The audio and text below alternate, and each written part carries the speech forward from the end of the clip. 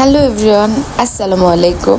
আমি নানজুসি বলছি from my page Nanjusi dream and my Facebook page Nanjusi Akter. আজকে আমি রান্না করব পুঁই শাকের ডাল, আর তার সাথে আপনাদের সাথে কিছু মজাদার গল্প শেয়ার করব যে আসলে আমি সারাদিন কি করি বা সারাদিন কিভাবে আমার দিন কাটাই। চলেন মূল ভিডিওতে চলে যায়। আমি এখানে দিয়েছিলাম লাউ শাক আর পুঁই শাক, যেহেতু আমার বাসায় দুইটাই ছিল, তো আমি এখানে দিয়ে কেটে নিয়েছি পেঁয়াজ আর দিয়েছি রসুন। যেহেতু ডাল এটা আমি ডাল রান্না করব, তো রসুন তো মাসলি লাগবেই, তাই না? আর আমি এখানে আপনাদেরকে দেখাচ্ছিলাম যে আমি কি কেটে নিয়েছি। এইখানে আমি খুব সুন্দর করে শাকটা ধুয়ে নিলাম। শাকটা কিন্তু আপনারা সবসময় চেষ্টা করবেন 2 থেকে 3 বার না, বরং 3-4 বার মানে ধুয়ে নেওয়ার, কারণ যেহেতু দেখা যায় যে শাকে অনেক ধরনের ময়লা থাকে। এখানে আমি প্রেসার কুকারে শাকটা বসিয়ে দিব। তার সাথে আমি দিয়েছি কিন্তু মসুর ডাল। মসুর ডালটা আমি অনেকক্ষণ ধরে ভিজিয়ে রেখেছিলাম, মোটামুটি আধা ঘন্টার বা 40 মিনিটের মতো।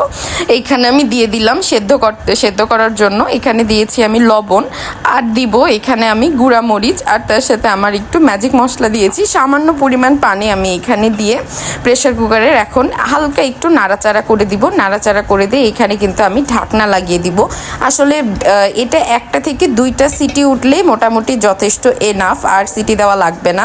আমার প্রেসার কুকারটা অনেক বড়, আর ডালটা আমার এখানে সেদ্ধ হয়ে গিয়েছে। আমি এখানে বাগার দেওয়ার প্রিপারেশন করছিলাম। এইখানে আমি পেঁয়াজটা ভেজে নিয়েছি, আর তার সঙ্গে ডালটাও দেখাচ্ছিলাম যে আমার কত সুন্দর সেদ্ধ হয়েছে 2টা সিটি দিয়ে। এইখানে আমি বাগারে দিয়েছি রসুন থেতো, তার সাথে পেঁয়াজ কুচি আর ডাল সম্বারা বা ডালের মশলা দিয়ে আমি এখানে খুব সুন্দর করে বাগার দিয়ে নিব। বাগারের সময় আপনারা মনে রাখবেন যে ডালটা অনেকেই একবারে দিয়ে দেয়, কিন্তু এতে হয় কি যে ডালের একটা ফ্লেভার আসে না বা অ্যারোমা আসে না। এইভাবে একটা চামচ দিয়ে যদি আপনি 2 চামচ ডাল নিয়ে তাই সেটা একটু ঘুটে দেন, তাহলে ডালটা খেতেও মজা লাগবে।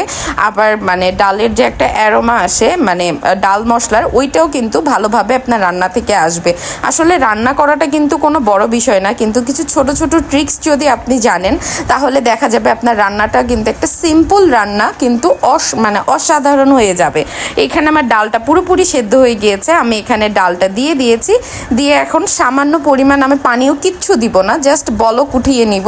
বলক উঠিয়ে নিলেই কিন্তু আমার ডালটা মোটামুটি রান্না করা, মোটামুটি বলতে পুরোটাই রান্না করা কমপ্লিট। আর হ্যাঁ, আপনাদের কাছে আমার রেসিপিগুলো কেমন লাগে বলেন তো, আমাকে কিন্তু মাস্টলি কমেন্টসে জানাতে ভুলবেন না। আর আমার চ্যানেলে যদি আপনি নতুন হয়ে থাকেন অবশ্যই সাবস্ক্রাইব, আর ফেসবুকে যদি আপনি আমার ভিডিও দেখে থাকেন অবশ্যই একটা ফলো করে দিয়ে আমার পাশে থাকবেন। আমার খুব ভালো লাগবে যে আপনারা আমার রান্নাগুলো দেখেন বা অনেকে কমেন্টস করে, আমার ভীষণ ভালো লাগে। Bye bye.